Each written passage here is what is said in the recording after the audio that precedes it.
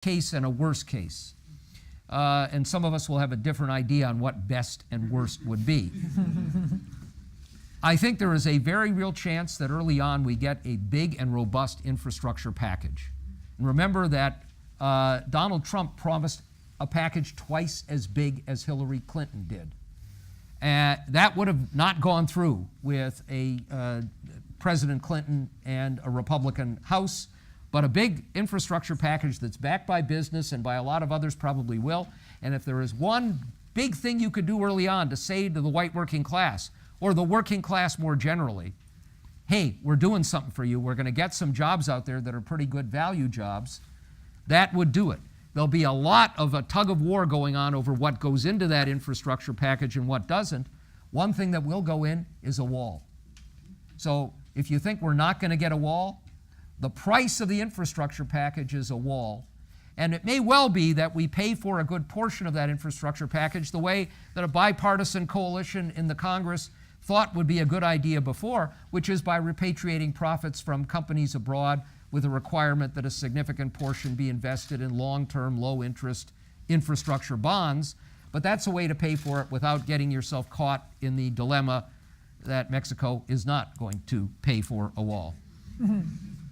Today, Mitch McConnell said that one of their first orders of business would be to repeal Obamacare. Keep in mind that we have over 7 years had not just scores of votes on repealing Obamacare, but not a single replacement plan introduced in Congress to be scored and compared. And there is at this point no plan. So what we might see is Obamacare repealed and replaced with Obamacare.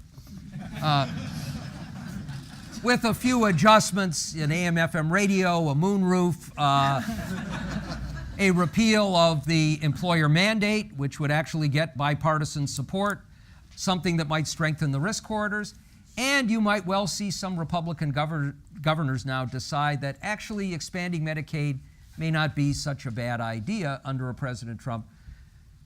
But what we might also get as a worst case is the repeal with no replacement.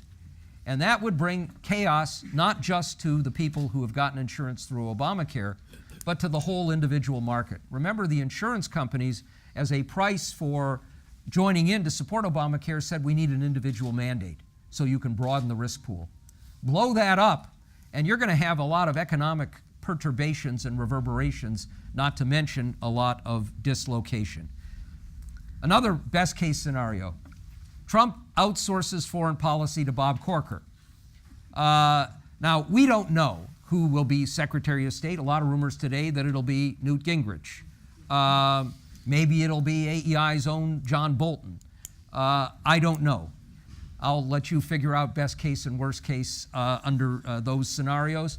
But it's entirely possible that Trump, who has shown little interest in the substance of policy, may very well become the non-executive chairman of the United States board and let Mike Pence be the chief operating officer on domestic policy, and Corker or Newt take over foreign policy.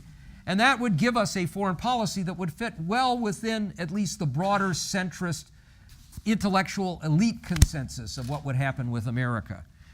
And we may see as a result of that some pragmatism on economic policy and some willingness to do some horse trading. Just a couple of things on the worst case. All that we're talking about in domestic policy may go by the boards if we get caught up in a rolling cycle of crises with other countries and regions abroad. What if we start with a series of trade non-negotiations? And what has really taken me aback some about Trump's worldview is he has consistently seen trade as entirely a one-way street. We give, they get. And that means you negotiate by saying, you give and we get. And nobody much is going to agree to that. So we could get into a series of trade wars, much of that done with executive authority that could lead to other kinds of nasty implications. We could end up with a war on Islam with, Tom Cotton said today, waterboarding is not enough. We got to go further than that. Imagine if we have indiscriminate bombing, torture, And we get, as a result, more terrorist attacks, and we end up with something that's the equivalent of martial law. Now, I'm not suggesting these things will happen, but these are worst-case scenarios that could lead to turmoil. That could mean that much of the rest of the negotiation or deliberation or interaction between Trump and Congress doesn't take place. And I'll end by saying what we could also get is with a president who said he will not put his holdings into a blind trust, that he's going to let his family run Trump enterprises, the equivalent of a kleptocracy. And that may be one of the most frightening elements of all, that a Congress with its own investigative authority will be very reluctant to deal with. Thank you. Thank you very much.